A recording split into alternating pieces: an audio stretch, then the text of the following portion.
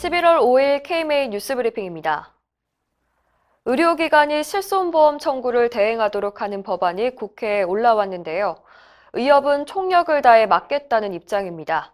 대한의사협회는 최근 긴급 상임이사회를 열어 더불어민주당 고용진, 전재수 의원이 발의한 보험업법 개정안을 저지하기 위해서 총력을 다하기로 했습니다.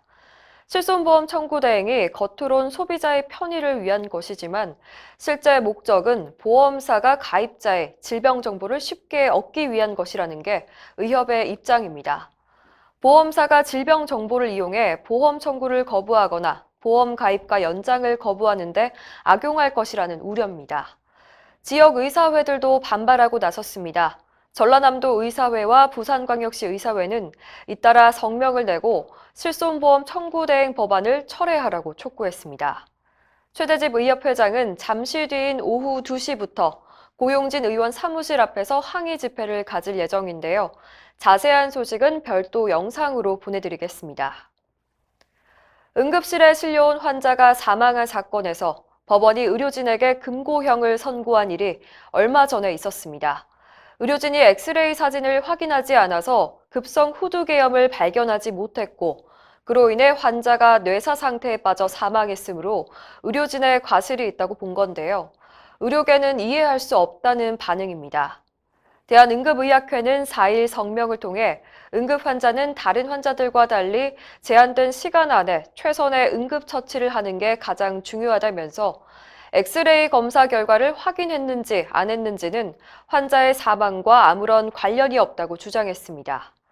또 의료진에게 형사 책임을 묻는다면 앞으로 응급의료 종사자들은 방어 진료나 과잉 진료를 할 수밖에 없다고 우려했습니다. 올해 상급 종합병원의 급여비가 대폭 늘었습니다. 전년 대비 50% 이상 급증한 건데요. 건강보험 보장성 강화 정책으로 외래 환자 증가가 확연히 눈에 띕니다. 신평원 자료에 따르면 2019년 1분기 42개 상급병원 요양급여 비용이 3조 4천억 원, 처음으로 3조 원대를 돌파했습니다. 환자가 내원한 일수도 전년 대비 약 40%가 늘어서 처음으로 1,000만 일을 넘어섰습니다. 의료계는 이 같은 결과가 보장성 강화 정책으로 상급병원 문턱이 낮아져서 외래 환자가 몰려들었기 때문으로 보고 있습니다. 이처럼 상급병원에서 외래 환자를 독식하다 보니 소규모 의료기관은 타격이 큰데요. 실제로 의원과 병원에 내원한 환자 수는 전년 대비 모두 마이너스를 기록했습니다. 전화로 환자를 진료하고 처방약을 택배로 보낸 한의사. 법원은 이 한의사의 면허 자격 정지가 정당하다고 판결했습니다. 경기도의 한 한의사는 전화로 환자를 진료한 뒤 한약을 택배로 배송했는데요. 진료 기록부에는 환자가 실제로 한의원을 내원한 것처럼 꾸몄습니다. 이 한의사는 벌금 300만 원과 함께 면허 자격 3개월 정지 처분을 받자 행정소송을 냈는데요. 서울행정법원은 전화진료와 대면진료는 엄연히 다르고 택배로 약을 처방하는 것도 의료법 위반이라며 자격정지 처분은 정당하다고 판결했습니다. 의사들과 국민의 축제로 막을 내린 제36차 대한의사협회 종합학술대회. 어제 자세한 소식 전해드렸었죠. 이번 행사의 성공적인 개최, 그 뒤엔 숨은 주역들이 있었습니다. 바로 행사 기간 내내 물심양면으로 도움을 주셨던 자원봉사자들인데요.